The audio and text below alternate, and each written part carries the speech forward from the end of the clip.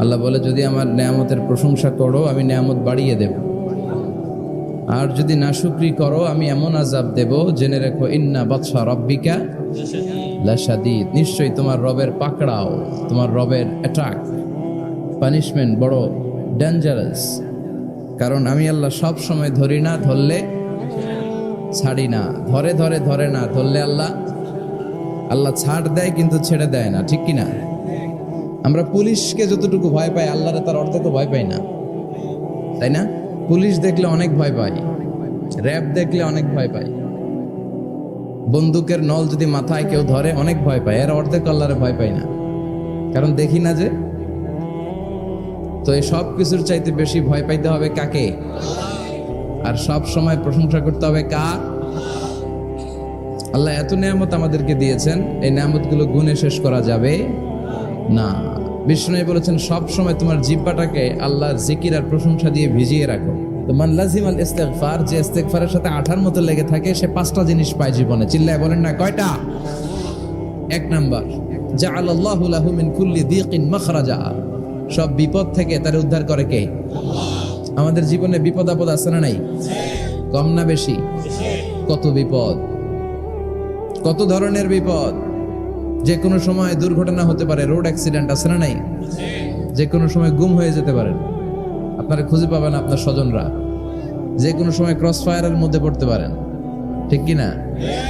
যে কোনো সময় বজ্রপাতে আপনি নিহত হতে পারেন, ভূমিকম্পের মাঝখানে পড়তে পারেন, দুজন কোবাকবি লাগছে, আপনি মাঝখানে, হইতে পারে না?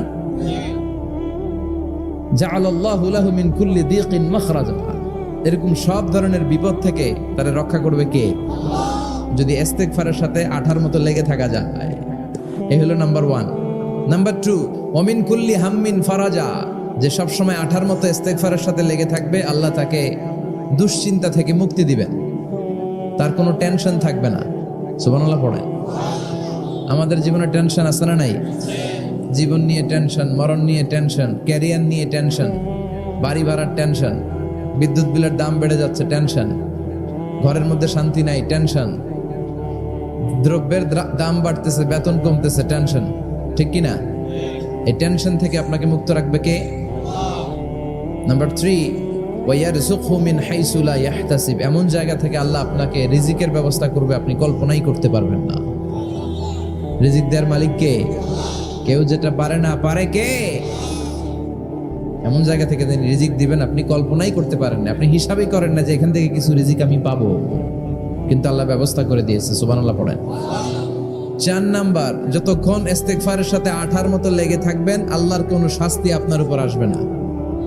ওমা কানাল্লাহু মুআযযিবাহুম ওয়া হুম ইস্তাগফিরুন, যতক্ষণ আপনি ইস্তিগফার করবেন আল্লাহর আযাব আপনারে পাকড়াও করবে না। 5 নাম্বার হচ্ছে, আল্লাহ আপনাকে মুস্তাজাবুদ দাওয়া বানিয়ে দিবে। মুস্তাজাবুদ দাওয়া মানে এমন ব্যক্তি, যেই ব্যক্তি দোয়া করা মাত্রই দোয়া কবুল করে কে? সবসময় ইস্তিগফার পড়তে রাজি আছেন তো? আপনারা ইমাম আহমদ ইবনে হাম্বলের নাম শুনেছেন?